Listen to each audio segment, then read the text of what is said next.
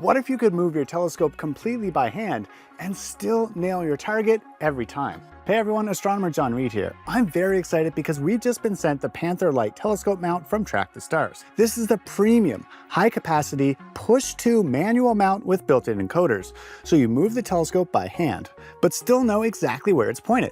In this video, we'll go through the full setup, all the configurations, and I'll show you how to use it with Sky Safari. This is Learn to Stargaze. All right, the first thing you want to do is unpack everything and check all the components. Now, we were set the mount and a tripod to test it with, but also all the various components that we'll need to show you all the possible configurations. All right, so in the box, we had the mount head, various counterweight bars, and the dovetail adapters. We were also sent a cell phone mount, 2 4-kilogram counterweights, and an 8-kilogram counterweight. We've also got the Nexus 2, which will allow the mount to communicate with Sky Safari. Here are some important items on the mount itself. We have a lock for the altitude axis. This is used to safely install the telescope and when changing heavy accessories. Then we have these 2 orange clutches. This one here is the altitude clutch, and this one here is the attitude clutch.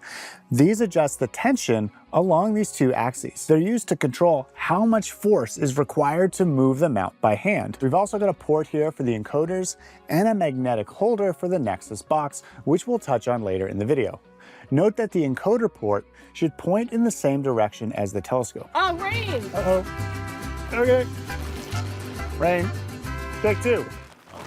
All right, now depending on which configuration we choose, the components will go together differently. But first we're gonna attach the mount to the tripod, and so we just slide it on, lining up the holes, twist it so that it goes into the slots, and then just tighten like this. Now it's time to choose a configuration that suits your needs.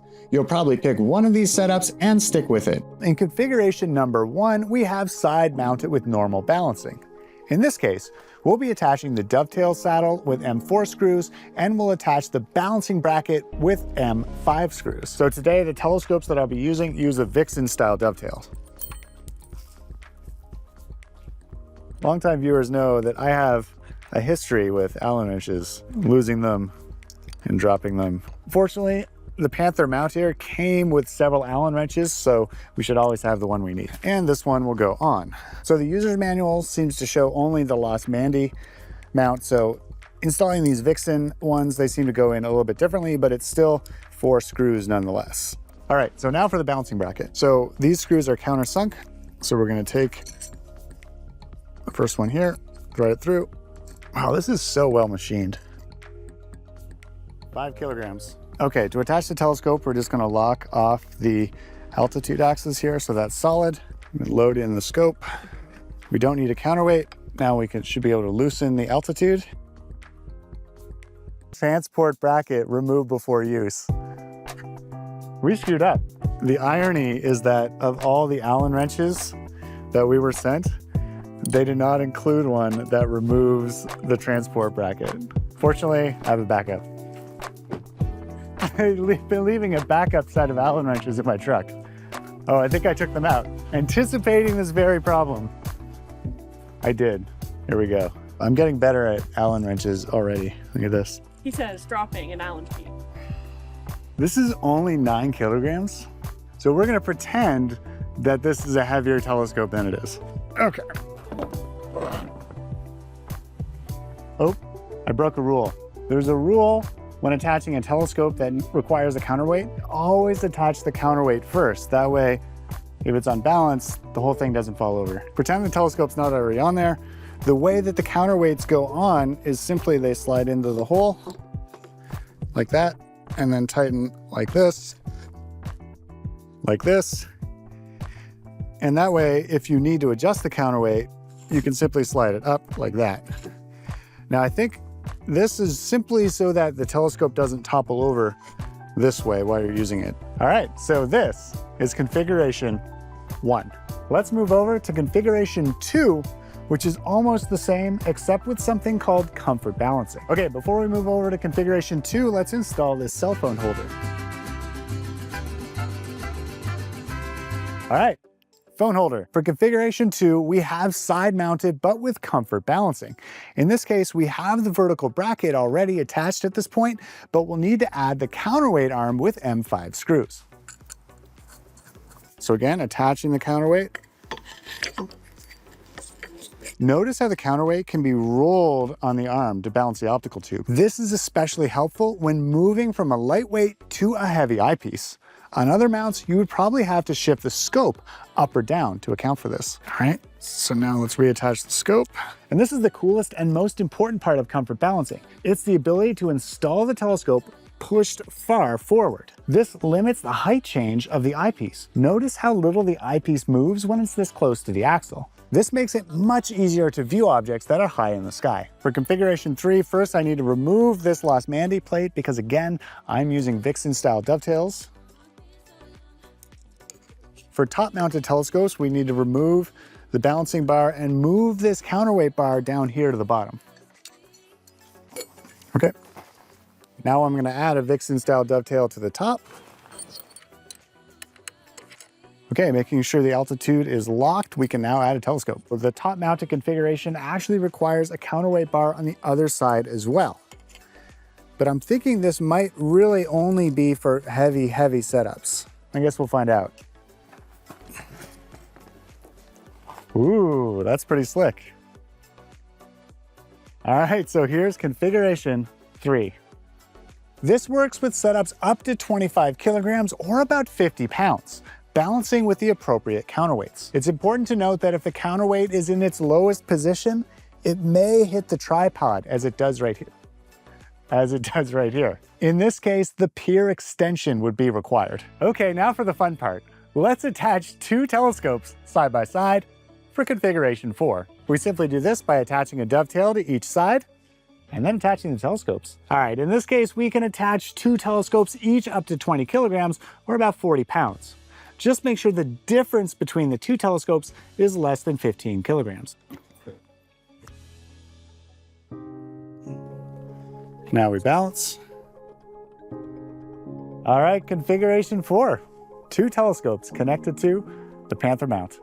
So just a note on balancing, after you've chosen a configuration and added the telescopes, it's time to balance the system. This is required to ensure smooth operation and to prevent unnecessary strain on the mount. So to balance it, basically you hold the telescopes, you release the altitude lock here, and you adjust the telescopes or the counterweights up and down, or the counterweights up and down, until the telescope stays exactly where you put it when you let go.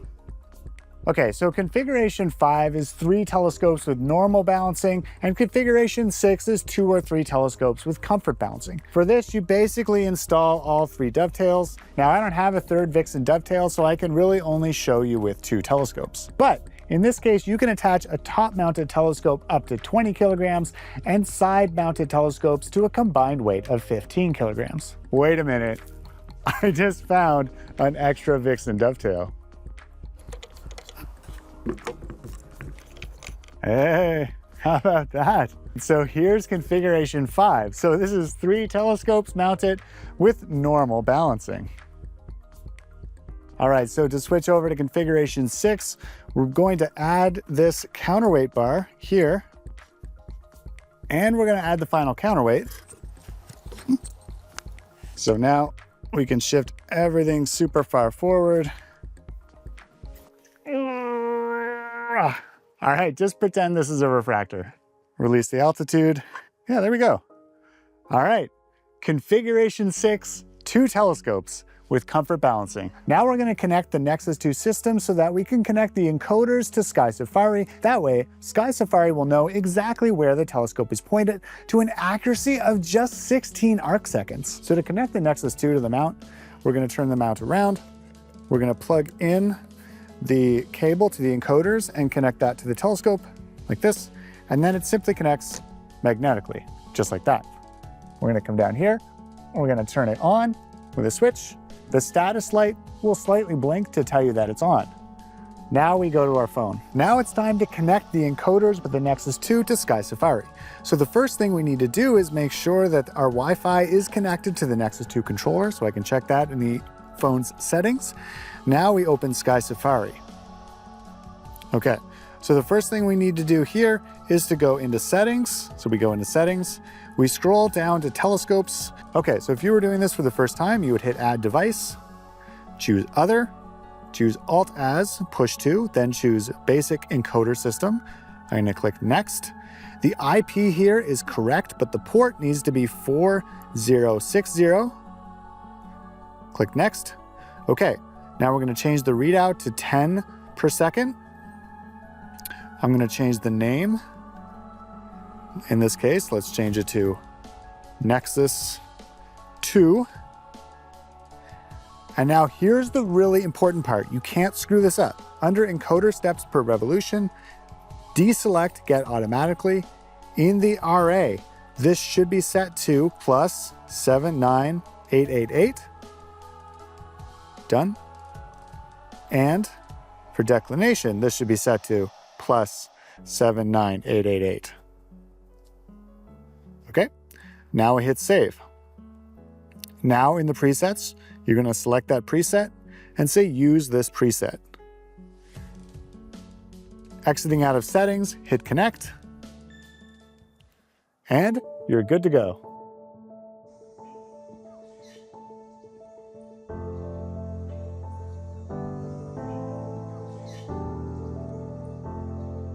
All right, some final thoughts. So I took the Panther Lite mount to Canada's Kejimkujik National Park for their annual Dark Sky Weekend and got to test it under Bortle 2 skies. The mount definitely garnered a lot of attention from the astronomical community. I realized that this mount solves a very specific problem for seasoned astronomers. A lot of us have heavy telescopes that we simply don't use. We could use them on our big equatorial mounts like the ones we typically use for astrophotography, but this is not ideal for several reasons, including setup time and awkward eyepiece placement. We could also use our large telescopes on a normal AZ mount and just deal with the shakiness. So in short, the Panther Lite mount lets us take these heavy telescopes out of the garage and put them back into circulation. But I have a 9-inch f8 reflector. I call it my planet killer. I'm just thinking the top mount on this and this top side, with the tripod as low as it can go, might be ideal and be able to support that in such a way that it would be solid. One thing that does take some thought is the utility of the multi-telescope configuration. Having two telescopes on the same mount pointed in the same direction doesn't necessarily mean they'll be pointed at the same spot. In my case, my two scopes were misaligned by about a degree. This issue can be addressed by aligning the telescopes to each other by adjusting the screws on the telescope's dovetail. One thing I did notice when I was using the two-scope configuration is that I should have attached a counterweight bar in the vertical position. My heavy eyepieces raise the center of gravity such that for targets low on the horizon, the scope would want to fall forward, and for targets high in the sky, the scopes would want to fall backward. Attaching a counterweight bar would have lowered the CFG and solved this issue. Using Sky Safari to find targets went fairly well, but you really want to use your lowest magnification. Although the resolution of the encoders is high and Sky Safari shows you where to push the telescope, the little arrow disappears when you get close to your target. But in my case, the target was within the eyepiece field of view every time, so this wasn't an issue. But I think if you were searching at high magnification, this could be a challenge.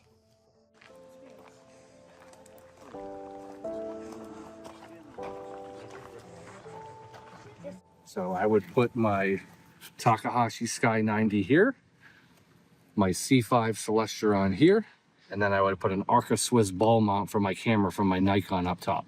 And even though it's not tracking, you would just do Wide field, short exposure, short time.